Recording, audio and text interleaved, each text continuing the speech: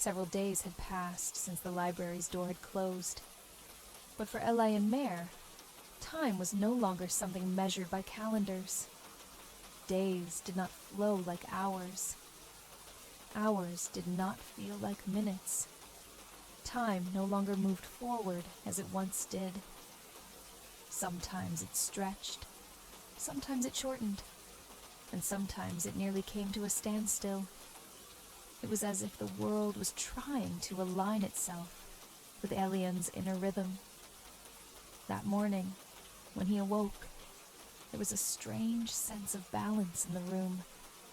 Neither restlessness nor familiar comfort, as if even the air was waiting before making a decision.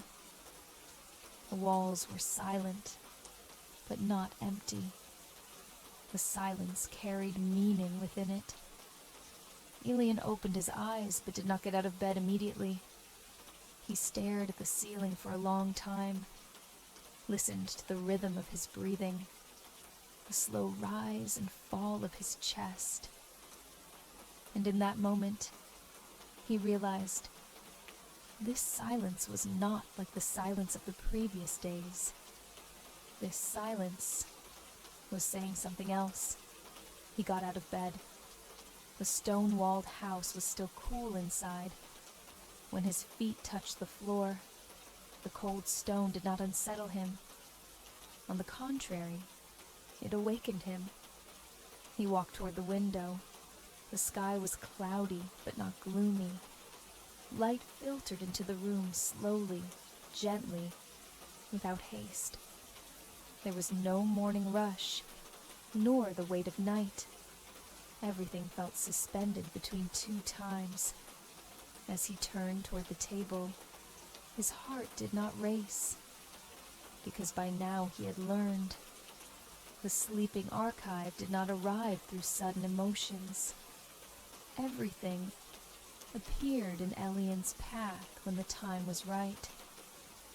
On the table lay an object he had not noticed before, round, small enough to fit in the palm of his hand, a pale, grayish tone. Its surface was marked with fine cracks, but it was not broken, as if it had passed from hand to hand for thousands of years, not resisting time, but aging alongside it. Elion stopped. He did not approach. He simply watched from a distance, breathing slowly and deeply. It was not a book, nor was it a key, yet it felt familiar. Not something he had seen before, but something he had felt before. Elion stepped closer. He reached out, and the moment he touched the stone, the air shifted ever so slightly. The room did not spin. The light did not flare. But Elion felt a deep vibration rising from beneath the ground, as if the world had taken a single breath. At the center of the stone was a faint carving, the shape of a compass, but there were no directions, no north, no south, no east or west, no markings at all, only a fixed center, unmoving. Elion lifted the stone into his hand. It was heavier than he expected, but not uncomfortable. A balanced weight, one that fit perfectly in the hand, a weight that knew its place. And in that moment, the stone began to warm slightly. Elion closed his eyes. His heart remained calm. There was no fear, not even curiosity, only a familiar calling. He placed the stone compass back on the table, but he could not take his eyes off it. It did not point the way, yet it seemed to remind him of something he had learned in the sleeping archive. Some things do not take you somewhere. They help you realize where you already are. Elion picked up the compass and stood by the window. He held it toward the sky. The stone did not respond. He turned it toward the ground. Still nothing. But when he brought it close to his chest, the stone came alive with a faint vibration. Elion held his breath. This was not a signal, nor was it a direction. This was an alignment. The compass was not listening to Elion. It was listening to the silence within him. Elion sat down on the floor. He leaned his back against the wall, placed the compass on his legs, and began to wait. Minutes passed, perhaps hours.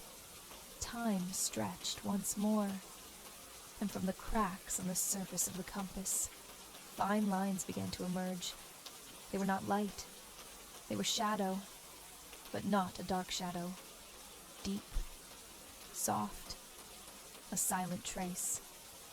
Elion realized these lines did not form a map. They were not paths. They were memories.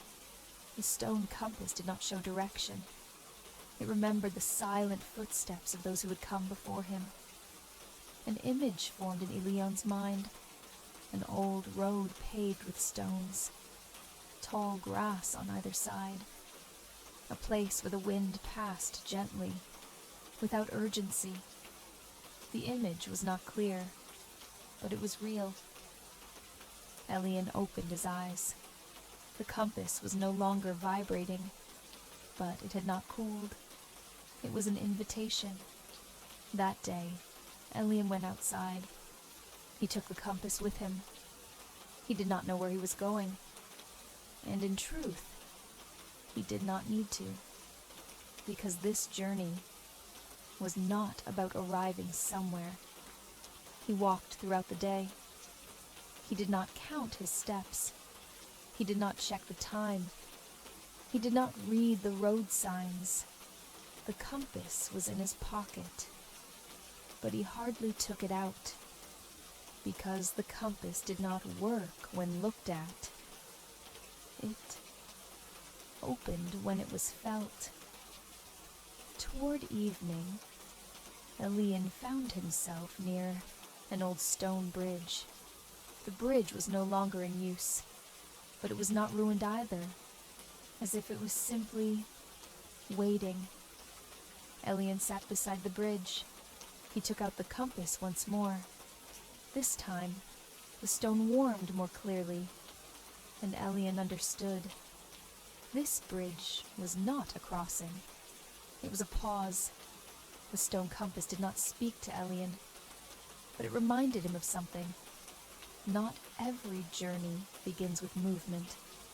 Some begin by stopping and listening.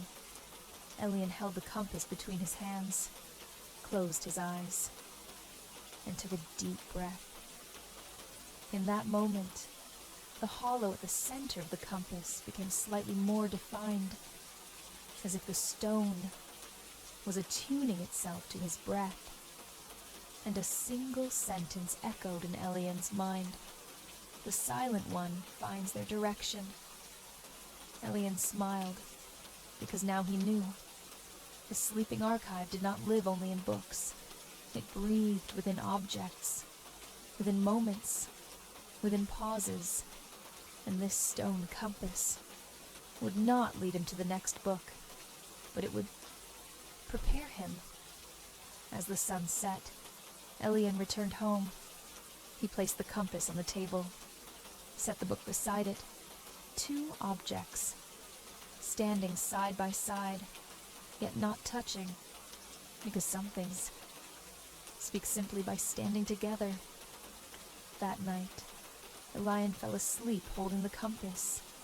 He did not dream, but his sleep was deep and effortless, and the stone compass quietly began waiting not for the direction of the next journey, but for its time.